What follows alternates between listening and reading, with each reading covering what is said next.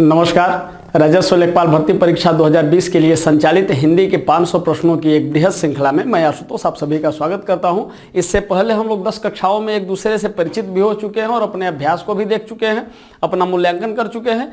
11वीं कक्षा में आज हम लोग फिर से कुछ नई चीज़ों को देखेंगे और उसमें सबसे बड़ी विशेषता तो यह है कि इसमें अति संभावित प्रश्नों को शामिल किया गया है और इसकी व्याख्या को, संपूर्ण व्याख्या को हम लोग देखने का प्रयास करते हैं। चलिए शुरू करते हैं आज की कक्षा।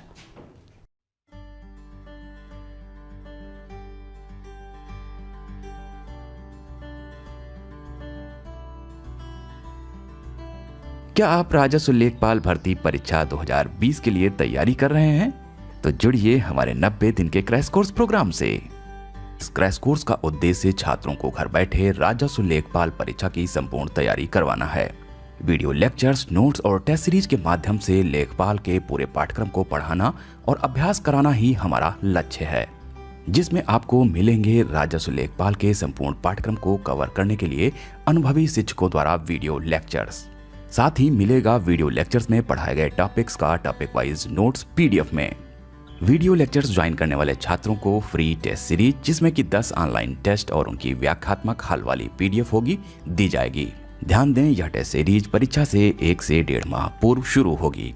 10 मई से ऑनलाइन वीडियो क्लासेस स्टार्ट होंगी तथा शुरुआती दिनों में आपको 2 वीडियो क्लासेस दी जाएंगी, जिसकी संख्या धीरे धीरे बढ़ाई जाएगी। वीडियो लेक्चर्स में किसी भी एक विषय के टॉपिक के पूरा होते ही उस टॉपिक की पीडीएफ रिवीजन करने के लिए दी जाएगी।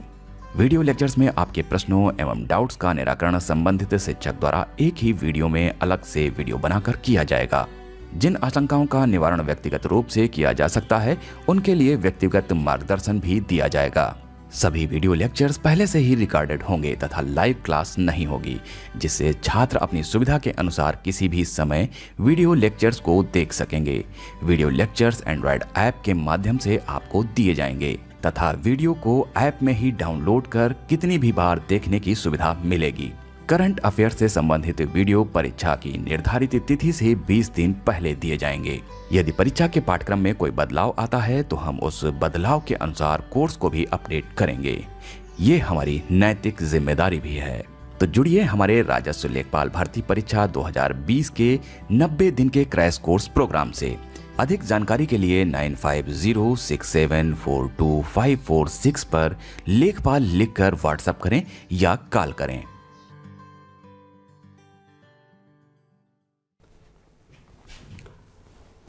प्रश्न संख्या 250 के बाद 251वां प्रश्न हम लोगों का है कि कौन सा वर्ण ओष्ठ नहीं है, यानी कौन सा ऐसा वर्ण है जो हमारे विकल्प में दिया हुआ है जिसका उच्चारण ओष्ठ से नहीं होता है। उच्चारण करके देखते हैं। म, ब, उ में भी स्वर का जो उच्चारण हो रहा है, उ में भी ओष्ठ का आकार आ रहा है, इसमें गोल हो रहा है, वृत्तमुखी हो रहा है। लेकिन जब आ का हम लोग उच्चारण करते हैं और यही विकल्प भी बचा है, आ का उच्चारण करते हैं तो इसमें ओष्ठ की भूमिका नहीं रहती, बल्कि ये निर्बाध गति से बाहर निकलता है। आइए देखते हैं, इसकी व्याख्या को हम लोग समझ लेते हैं। व्याख्या क्या है कि आ वर्ण ओष्ठ नहीं है। यह क्या है? यह कंठ ध्वनि है। उ तथा उ और प वर्ग के वर्ण ओष्ठ वर्ग में आते हैं। अब यहां तक समझने के बाद थोड़ा सा उच्चारण स्थान के आधार पर हम लोग स्वर को देख लेते हैं कि स्वर का जो उच्चारण होता है वो कहां से होता है। उच्चारण स्थान के आधार पर कौन से स्वर कहां से उच्चारित होते हैं। तो कंठ स्वर हम लोग किसको बोलते हैं? अ, आ, तालव्य स्वर, हर्षई, दीर्घई, मूर्धन्य स्वर। मूर्धा में जीभ के स्पर्श से उच्चारित स्वर को हम लोग मूर्धन्य स्वर कहते हैं, अर्थात मूर्धा मुंह के अंदर ऊपरी छत का अगला भाग होता है। जब ऊपरी छत का अगला भाग, उसको हम लोग मूर्धा कहते हैं। इसी के साथ हम लोग आगे बढ़ते हैं। तो इसका उदाहरण क्या है? तो री और दीर्घ री। दंत स्वर क्या कहलाता है कि दांत में जीभ के लगने से जिन स्वरों का उच्चारण होता है उसे हम लोग दंत स्वर के नाम से जानते हैं। और ये उदाहरण हमारा री। ओष्ठ स्वर उ और उ होता है, दोनों ओष्ठ के स्पर्श से उच्चारित वर्ण।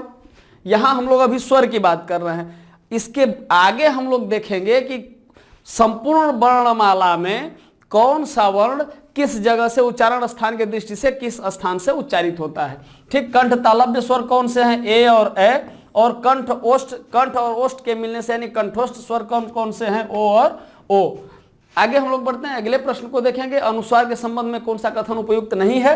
यहाँ उपयुक्त नहीं है देखना है तो अनुस्वार के बारे में हमें जानना होगा। यहाँ हम लोग देख रहे हैं विकल्प कौन कौन से हैं कि इसका उच्चारण आगे आने वाले व्यंजन से प्रभावित होता है, अनुस्वार नासिक के व्यंजन होता है, अनुस्वार का जो प्रयुक्त होता है, इसका जो चिन्ह है वो इस तरीके से प्रयुक्त होता है, इसके रूप में दर्शाया जाता है, और ठीक इसके नीचे लिखा है कि ये चंद्र बिंदु के रूप में भी लिखा जाता है, अर्थात यह नहीं है।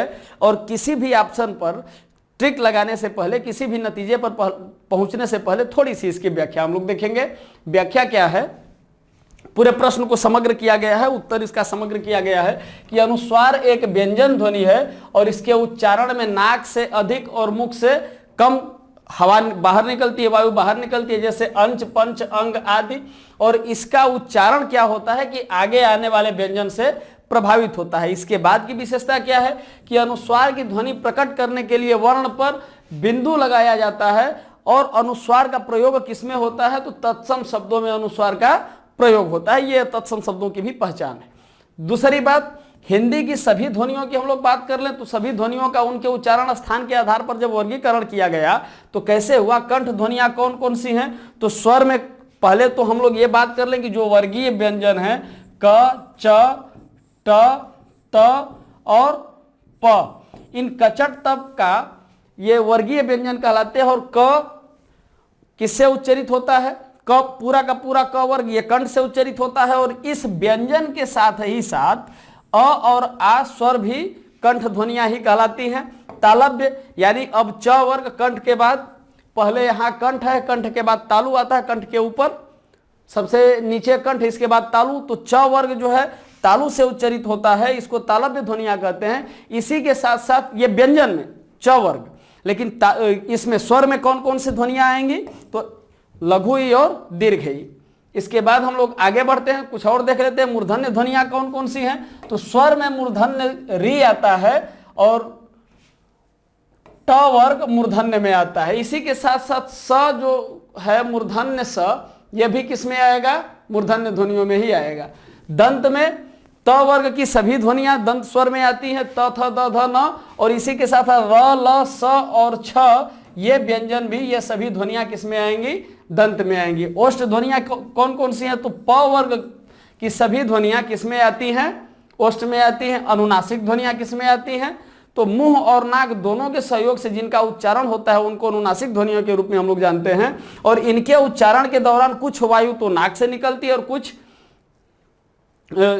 नाक से निकलने के दौरान ही एक गूंज पैदा होती है, उसको हम लोग अनुनासिक कहते हैं। और हिंदी की व्यंजन ध्वनियों का प्रत्येक वर्ग हम लोग जैसे कि देखे थे कि 5 वर्णों का है। जैसे वर्गीय व्यंजन की हम लोग बात करें तो कचट तप, ये 5 ये जो वर्ग हैं क, ख, ग, घ, अंग, ये वर्गीय व्यंजन जो है इसका जो वर्ण बनाया गया 5 वर्णों का एक वर्ग बनाया गया है। और एक ही स्थान से उच्चारित होने वाले वर्णों को एक वर्ग में रखा गया है। यहां तक हम लोग समझ रहे हैं। अब आगे हम लोग बात कर लेते हैं दंतोष्ठ ध्वनियां कौन कौन सी हैं। तो जिन व्यंजनों का उच्चारण दंत और ओष्ठ की सहायता से होता है उन्हें दंतोष्ठ व्यंजन कहते हैं। जैसे फ और व दांत और ओष्ठ की सहायता से निकलता है। फ दांत और ओष्ठ की सहायता से तो दंतोष्ठ हो गया। कंठ तालव्य ध्वनियां कौन कौन सी हैं? ए और ए, इसमें 2 स्वर ध्वनियां हैं, ए और ए। आगे हम लोग बढ़ेंगे, कंठोष्ठ ध्वनियां कौन कौन सी हैं? तो ओ और औ को कंठोष्ठ ध्वनियां कहते हैं। और इनका जो उच्चारण होता है कंठ और ओष्ठ की सहायता से इनका उच्चारण होता है। आगे हम लोग बढ़ेंगे, जिह्वा मूलक ध्वनियों की बात कर ले तो अरबी फारसी से जो भी हिंदी में अपनाए गए शब्द हैं या जो ध्वनियां हैं इनका उच्चारण क्या होता है? जिह्वा मूलक होता है। और इनकी पहचान क्या है? तो यहाँ जो काफ लगता है क और ख के नीचे या किसी भी व्यंजन के नीचे जो काफ लगता है उससे हम इनकी पहचान करते हैं कि ये मूल हिंदी के वर्ण नहीं है, ये किसके हैं? अरबी और फारसी से ये लिए गए हैं। इनको आगत भी हम कहते हैं, आगत वर्ण के नाम से इसको हम जानते हैं। हालांकि ये आगत शब्द आता है जिनको कि लिया गया होता है। ठीक है। वर्ष ध्वनियां, इसके अंतर्गत अरबी फारसी की ज और फ की ध्वनि आती है, यहाँ काफ लगता है, ये वर्ष ध्वनियां हो गई। काकल्य क्या है? जिन ध्वनियों का उच्चारण उच्चारण में मुख गुहा खुली रहती है उनको काकल्य कहते हैं। और हिंदी में केवल ह ऐसा है जिसका उच्चारण हम लोग किस में करते हैं, काकल्य ध्वनि में कहते हैं, और ह को महाप्राण सघोष ध्वनि को भी सघोष ध्वनि के रूप में भी हम जानते हैं। अब अगला प्रश्न देखेंगे, प्रश्न संख्या 253। क्या है कि एक उद्धरण दिया गया है, एक कथन है, और इस कथन के बारे में बताना है कि यह किस उपन्यास से लिया गया है। छीण स्वर में बोला, मेरा कहा सुना माफ करना धनिया, अब जाता हूं, गाय की लालसा मन में ही रह गई। बड़ी चीज यह है कि इस तरीके के ग्रामीण चरित्र को जीवंत करने वाले उपन्यासकार मुंशी प्रेमचंद ही थे। तो यदि हमें यह पता हो कि मुंशी प्रेमचंद का उपन्यास हमारे विकल्पों में कहीं है, तो हम स्पष्ट रूप से उसको चुनेंगे, सही टिक लगाएंगे। तो यहाँ किसी को याद नहीं है तो भी मैं एक तरीका बता रहा हूं जिससे कि हम लोग सही आंसर तक पहुंचने की कोशिश करेंगे। ये बिल्कुल उसी तरीके का प्रयास है, मैं भी उसी मनोदशा में आपके साथ काम कर रहा हूं। ऐसा नहीं है कि यहां सारी चीज तो लिखी हुई है और इन सारी चीजों को मुझे पढ़ करके आपको बताना है, लेकिन ऐसी बात नहीं है। जब हम लोग एक दूसरे के साथ इंटरेक्ट होते हैं, एक दूसरे के साथ जब हम लोग कन्वर्सेशन कर रहे होते हैं, तो यह मेरी नैतिक जिम्मेदारी बनती है कि मैं एक तरीके का माहौल क्रिएट करूं, और ताकि आपके पास इतनी जगह रहे कि आप भी अपने दिमाग का इस्तेमाल करें, कुछ ऐसी चीज़ों का, कुछ नए तर्कों को गढ़ें, ताकि आपकी जो क्षमता है, आपकी जो मौलिकता है, उसमें निखार आए, वो खुल करके बाहर आए। इसी का परिणाम है कि कुछ ऐसे तर्कों पर भी हम लोग चर्चा करते हैं। चलिए इसकी व्याख्या देख लेते हैं। तो यह कथन मुंशी प्रेमचंद के गोदान से लिया गया है और इसका गोदान का प्रकाशन 1936 में हुआ था। मुंशी प्रेमचंद के जन्म के विषय में हम लोग बात कर लेंगे। 31 जुलाई 1980 और इनकी मृत्यु हुई थी 8 अक्टूबर 1936 को। और ये उपन्यास सम्राट इनको कहा गया मुंशी प्रेमचंद को। इनके कुछ कृतियों के बारे में हम लोग जान लें। जैसे उपन्यास इन्होंने कौन कौन सा लिखा, तो गोदान, गबन, कर्मभूमि, कायाकल्प, निर्मला प्रतिज्ञा, और कहानियां कौन कौन सी हैं, तो दुनिया का सबसे अनमोल रतन। देखिए ये सारी चीजें पेड लेक्चर में पढ़ाई गई। ये रचनाकार, उपन्यासकार जो भी आपके लिए महत्वपूर्ण है, उसका एक बृहद कोष तैयार किया गया है चैनल के द्वारा, और ये सारी चीजें आपको पेड लेक्चर में प्रदान की जाएंगी। ये सारी चीजें आपको पेड लेक्चर में प्रस्तुत है। अगले प्रश्न की तरफ हम लोग बढ़ते हैं। सिंह का पर्यायवाची शब्द नहीं है। सिंह का पर्यायवाची शब्द शार्दूल, व्याघ्र, केसरी, लेकिन वनिता जो है ये स्त्री का पर्यायवाची होता है, अतः वनिता सिंह का पर्यायवाची नहीं है। इसके साथ ही साथ हम लोग कुछ और पर्यायवाची शब्दों को देखेंगे, जैसे पति, पक्षी, पंडित, नौकर, निर्मल, नियति। एक चीज और मैं आपको याद दिला दूं कि जो भी मित्र हमारे नए हैं या जो भी पुराने हैं, यदि आपको लगता है कि आपके लिए यह महत्वपूर्ण है, जहां आपको, मेरे कहने पर नहीं, जहां आपको यह महसूस हो कि आपको कुछ नोट करना चाहिए, वहां वीडियो को रोक करके आप उसको नोट कर लीजिए। या एक तरीका और हो सकता है कि आप वीडियो को रोक करके वहां स्क्रीनशॉट ले लेंगे, हम थोड़ा सा किनारे हो जाते हैं, ताकि आपके पास सूचनाएं जो हैं, इंफॉर्मेशन जो है वो बृहद तरीके से, बेहतर तरीके से आप तक पहुंचे। ठीक है, तो ये पर्यायवाची शब्द के कुछ उदाहरण हो गए। आगे हम लोग बढ़ते हैं। क्वेश्चन नंबर 255, वह क्या कर रहा है, कैसा वाक्य है। तो अब वह क्या कर रहा है, यहाँ प्रश्नवाचक शब्द है, तो निश्चित रूप से प्रश्नवाचक वाक्य होगा। यहाँ पर कंफ्यूजन यह है कि यहाँ प्रश्नवाचक चिन्ह नहीं था, लेकिन इसको हम लोग प्रश्नवाचक वाक्य के रूप में ही समझेंगे, क्योंकि यहाँ प्रश्नवाचक शब्द का प्रयोग हुआ है। आगे हम लोग बढ़ते हैं। ये प्रश्नवाचक शब्दों के कुछ, प्रश्नवाचक वाक्यों के कुछ उदाहरण हैं। इसके साथ ही हम लोग आगे बढ़ेंगे। 256 प्रश्न संख्या, काठ का तत्सम रूप क्या होगा। इसका मतलब यह तद्भव है, तो इसका तत्सम रूप क्या होगा, कोष्ठ होगा, नाव होगा, लकड़ी होगा। लेकिन काठ है तो इसका संबंध तो लकड़ी से ही होना चाहिए। तो लकड़ी और काष्ठ दो चीजें हैं, लकड़ी तत्सम हो नहीं सकता, तो तत्सम क्या होगा, ये काष्ठ होगा। अब इसके उत्तर के साथ ही साथ कुछ तद्भव और तत्सम शब्दों को भी हम लोग देखना चाहेंगे, जो आपके लिए बड़ा महत्वपूर्ण है। यहां आप ये तद्भव और तत्सम को नोट कर सकते हैं। अमरूद का अमरूद, अमचूर का आम्रचूर्ण, अफवाह का किंवदंती। तो इस तरीके से आप देख सकते हैं। अगला प्रश्न हम लोग देखेंगे। तत्सम शब्द है, यहां जो 4 ऑप्शन दिए गए हैं, इसमें तत्सम शब्दों को चुनना है। तो इसमें साधारण सी व्याख्या है कि तत्सम शब्द क्लिष्ट है। अब आपके पास एक प्रश्न होगा कि इतनी आसानी से ये कैसे पकड़ में आ गया। तो देखिए, शब्द की जब व्याख्या हम लोग पढ़ रहे थे, ये सारी चीजें आपको पेड लेक्चर में, मैं बार बार कह रहा हूं कि ये सारी चीजें आपको पेड लेक्चर में बड़े विस्तार से और समुचित ढंग से आपको मिलेंगी। तो क्लिष्ट शब्द तत्सम शब्द है और अन्य तीनों विकल्प कठोर, कठिन और मजबूत, ये क्या है? तद्भव है। तद्भव तत्सम के कुछ और उदाहरण है। देखिए ये 500 प्रश्नों की श्रृंखला यदि आप लगातार सीरियल नंबर से आप फॉलो कर रहे हैं, 1 नंबर वीडियो से ही आप चल रहे हैं, पहली कक्षा से ही आप चल रहे हैं, तो निश्चित रूप से आपके पास एक बृहद कोश हो जाएगा हिंदी का, जो आपके अध्ययन सामग्री के रूप में बहुत ही परीक्षोपयोगी होगी, जो परीक्षा के दृष्टिकोण से आपके लिए बड़ी लाभप्रद है। ठीक है, कई बार एक ही चीज को रिपीट करना थोड़ा सा आप समझ रहे हैं। अगला प्रश्न हम लोग देखते हैं 258, निम्न में से कौन सा व्यंजन संघर्षी है? झ, ह, ठ और म। अब संघर्षी व्यंजन की हम बात करते हैं तो संघर्षी व्यंजन हमें श, स और ह संघर्षी व्यंजन है। इसको आप रट लीजिए कि ये 4 ही, तीनों सकार और ह, ये 4 संघर्षी व्यंजन हैं। तो अब ऑप्शन में हमारे पास ह था, अतः उत्तर सी हमारा सही होगा, संघर्षी व्यंजन ह। अगला प्रश्न हम लोग देखते हैं 259, हिंदी वर्णमाला में छ से लेकर छ से ड के बीच में कौन सा अक्षर आएगा? तो अक्षरों को लिख लेते हैं। यहां च, छ, ज, झ, य, इसको य लिख लेते हैं हम लोग, और इसी के बाद ट, ठ और ड। अब पूछ रहा है कि इस छ से ड के बीच का अक्षर कौन सा होगा? तो छ के बाद हम लोग गिनते हैं 1 2 3 4 और 5, ये पहला हो गया और ये 7वां हो गया। तो अब यानी कि इसको छ और ड को निकाल दें तो हमारे पास 5 वर्ण बच रहे हैं। अब 5 वर्णों के बीच में यानी कि 2 इसके पूर्ववर्ती होंगे और 2 इसके अनुवर्ती होंगे। तो 2 पूर्ववर्ती और 2 अनुवर्ती के बाद एक वर्ण हमारा बच रहा है य, अर्थात उत्तर बी हमारा सही होगा।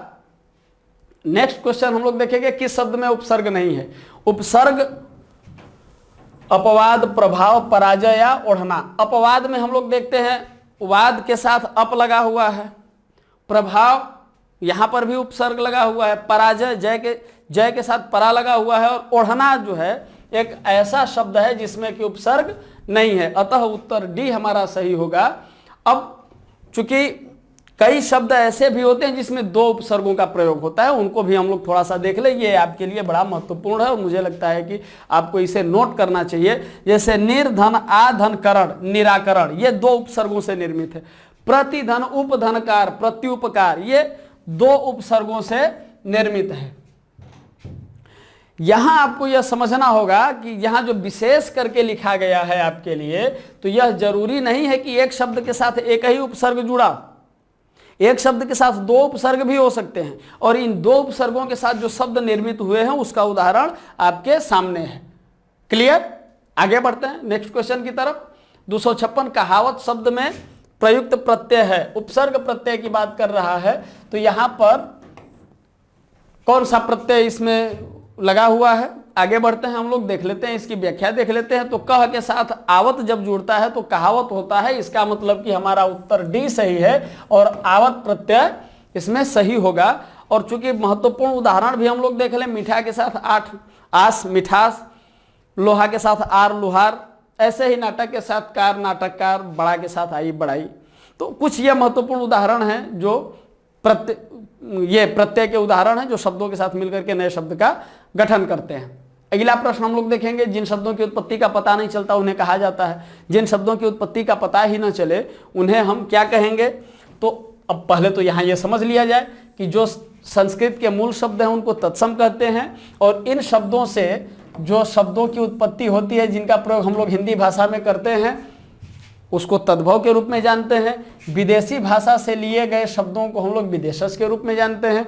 लेकिन देशज भाषा, जो देसी शब्द हैं, इनको क्या कहेंगे? इसमें कहाँ से शब्द आते हैं? तो जिन शब्दों की उत्पत्ति का पता ही नहीं चलता उनको हम लोग देशज शब्द के रूप में जानते हैं, अर्थात हमारा उत्तर बी सही होगा। कुछ और देशज शब्दों के उदाहरण देख लिया जाए, जैसे झाड़ू, पगड़ी, लोटा, झोंका, टांग, ठेठ, लोटा, कटोरा, डोंगा, डिबिया, खिचड़ी, खिड़की, पगड़ी, ये कुछ देशज शब्दों के उदाहरण हैं। अगला प्रश्न हम लोग देखेंगे, कौन सा शब्द तुर्की भाषा का नहीं है? तुर्की भाषा के शब्दों को हमें देखना है। तो पैगंबर, बेगम, बारूद या चेचक, कौन सा शब्द इसमें तुर्की भाषा का नहीं है। तो जैसा कि हम लोग जानते हैं कि चेचक, बेगम, बारूद तुर्की शब्द है, दरोगा, बीबी, कुर्ती, चाकू इत्यादि भी तुर्की शब्द हैं, लेकिन पैगंबर, नमाज, रोजा ये जो धार्मिक शब्द हैं ये अरबी फारसी के द्वारा आए हैं। अब यहां ये समझने के बाद अब हमको ये समझना होगा कि तो तुर्की शब्द कौन कौन से हैं। तो तोप, तलाश, बेगम, बहादुर, मुगल, लफंगा, लाश, आगा, कालीन, काबू, कैंची, कुलीन, जाजिम ये तुर्की शब्दों के कुछ उदाहरण हैं। अब आगे हम लोग बढ़ते हैं। कल्प वृक्ष का पर्यायवाची है। कल्प वृक्ष का पर्यायवाची क्या है भाई?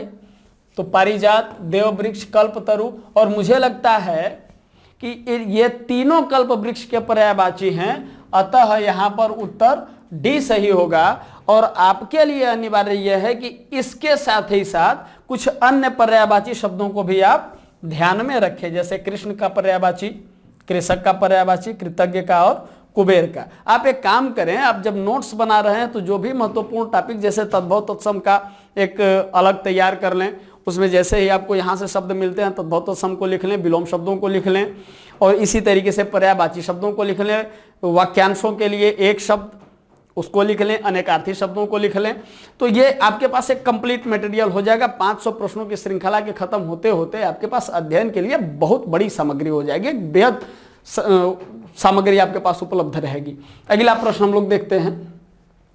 वैमनस्य का विलोम होगा। वैमनस्य शब्द को पारिभाषिक रूप से आप समझ रहे हैं कि एक दूसरे से वैमनस्य होना यानी मन मुटाव हो जाना। तो वैमनस्य का जो विलोम होगा, क्या विमनस्य होगा या सुमनस्य होगा या अमनस्य होगा। लेकिन यहां पर जो एक शब्द दिया है सौमनस्य, यह विलोम शब्द होगा किसका? वैमनस्य का। अर्थात उत्तर भी सही है। इसके साथ कुछ और विलोम शब्दों को आप जान लें, कुछ विलोम शब्दों के बारे में आप और परिचित हो जाएं। सौमनस्य, वैमनस्य, सोना, जागना, सोच, अशोच, सेहत, असेहत, ये सारी चीजें आपके लिए। ठीक, आगे हम लोग बढ़ते हैं अगले प्रश्न की तरफ। प्रश्न संख्या 266।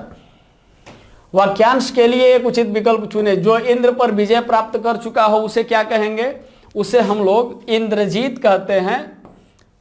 मेघनाथ को इंद्रजीत कहा जाता है ना, जिसने इंद्र को पराजित किया, मेघनाथ, उसको इंद्रजीत कहा गया। अर्थात जो इंद्र पर विजय प्राप्त कर चुका हो उसे इंद्रजीत। इसी के साथ साथ एक शब्द और दिया है, जितेंद्रिय। जितेंद्रिय किसको कहेंगे? जिसने अपनी इंद्रियों पर विजय प्राप्त कर लिया हो उसे हम लोग जितेंद्रिय कहते हैं।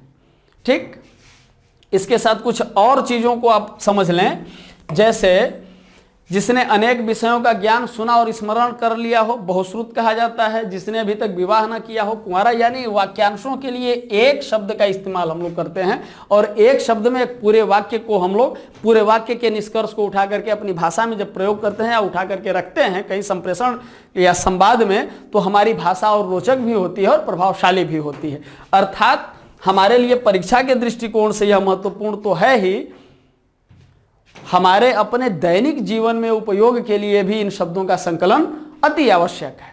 आगे हम लोग बढ़ते हैं। 267। जल, प्राण, पुत्र किस शब्द का अनेकार्थी है? औषधि, सात, तत्व और जीवन। अब यहां पर देखिए, इसका उत्तर हम लोग देखेंगे तो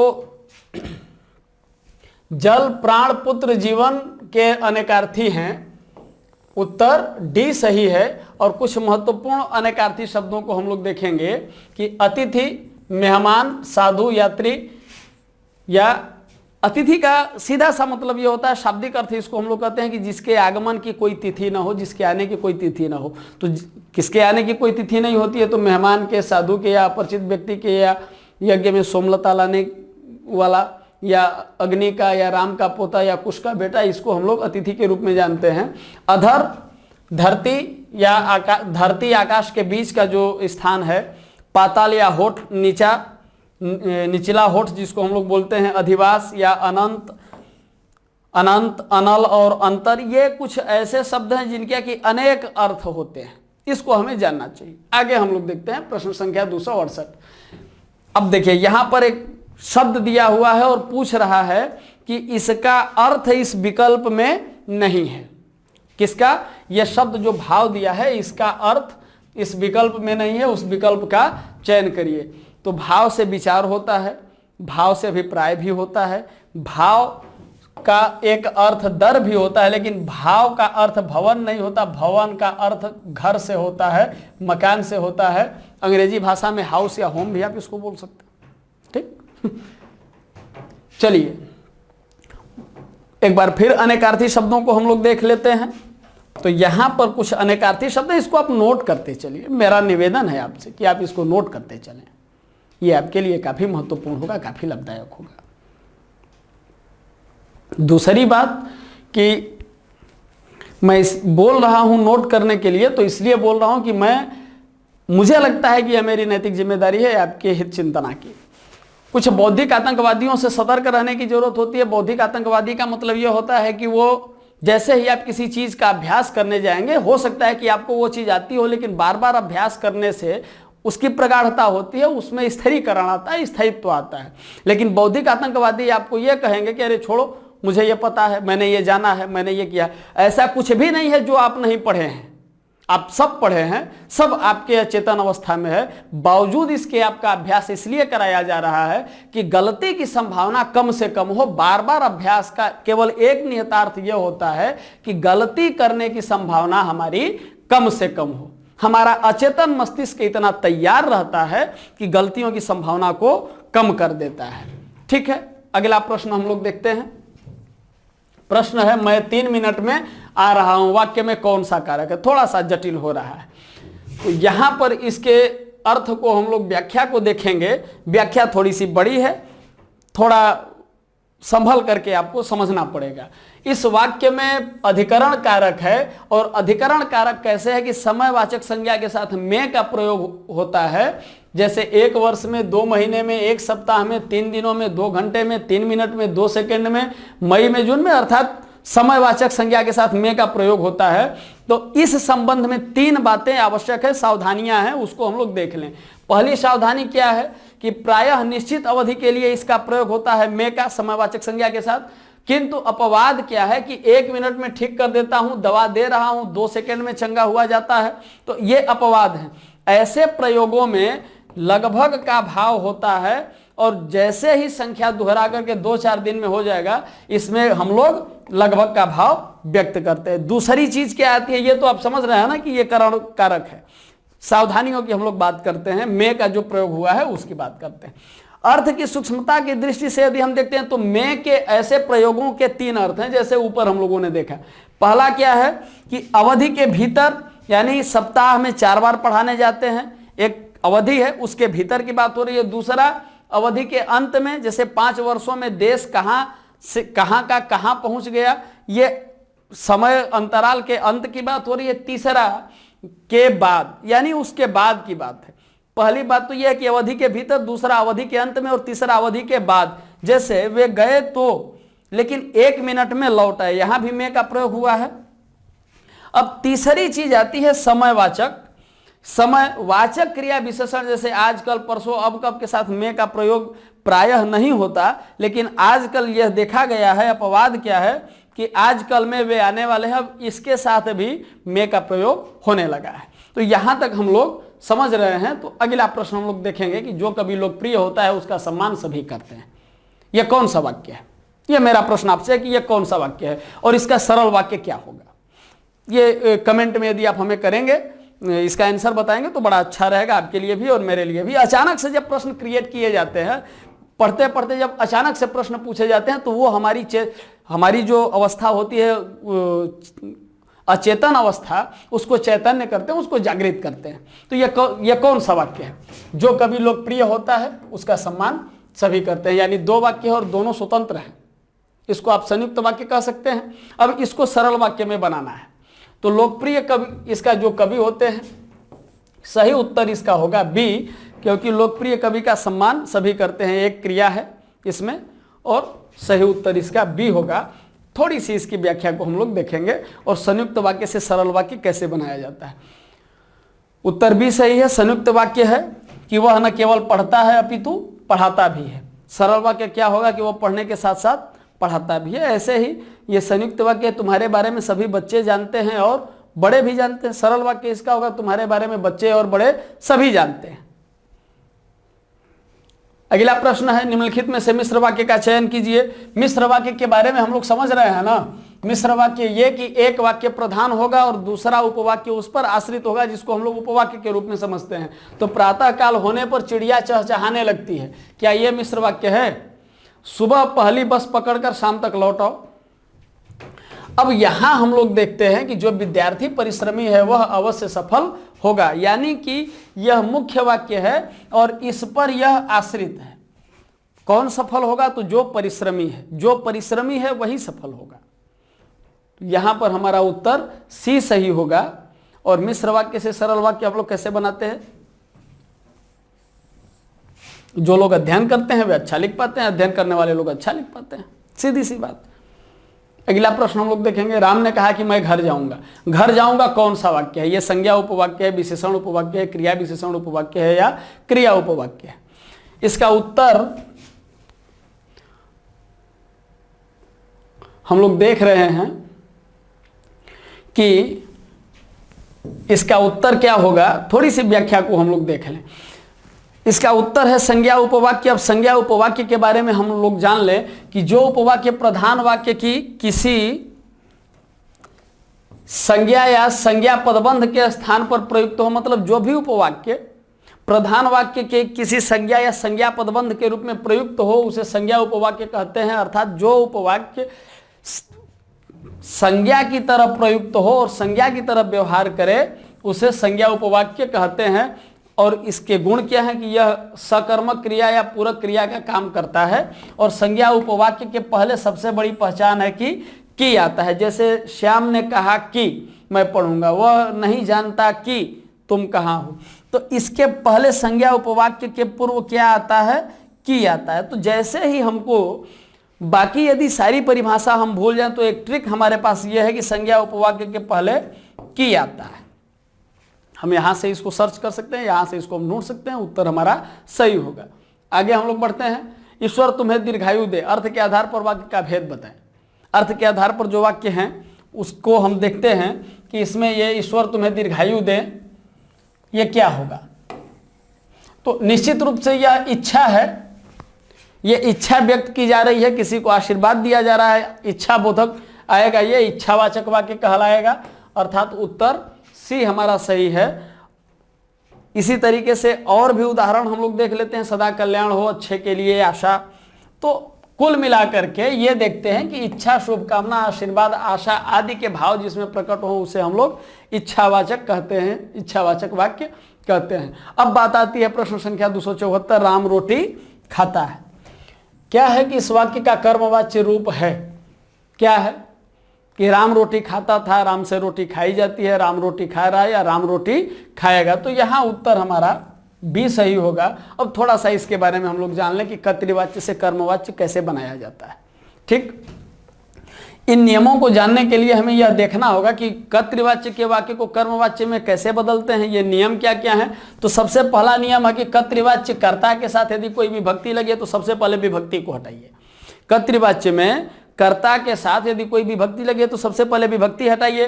विभक्ति हटाने के बाद क्या करना है कि क्रिया को सामान्य भूत में बदलिए और सामान्य भूत में बदलने के बाद इसमें से अथवा के द्वारा का प्रयोग कीजिए।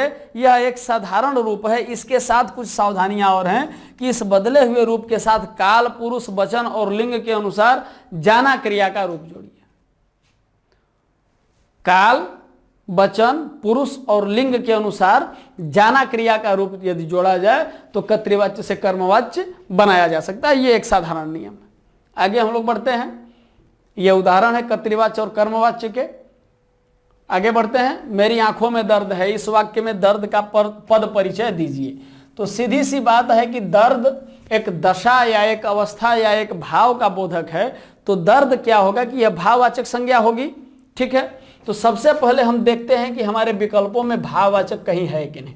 तो एकमात्र भाववाचक यहां मिल रहा है। यदि भाववाचक 2-3 जगहों पे होता तो हम लोग अगली बात करते, अगली चीजों को देखते। लेकिन यहां भाववाचक जब केवल एक जगह है तो हमारा निसंदेह उत्तर बी सही होगा। भाववाचक संज्ञा पुल्लिंग एक वचन कर्ता कारक और है क्रिया का कर्ता है। ठीक, अब यहां से थोड़ा सा और देख लें पद परिचय के उदाहरण, जैसे मुझे एक पेन दो, यहाँ विशेषण के रूप में एक का प्रयोग हुआ है। एक को तो जाना पड़ेगा, यहाँ एक सर्वनाम के रूप में प्रयोग हुआ है, और एक तो झूठ बोलते हो, तो यहाँ एक जो है वो क्रिया विशेषण के रूप में प्रयोग हुआ है। ऐसे ही अच्छा जो शब्द है, अच्छा शब्द का जो प्रयोग हुआ है, अच्छों की मित्रता करनी चाहिए, ये संज्ञा के रूप में।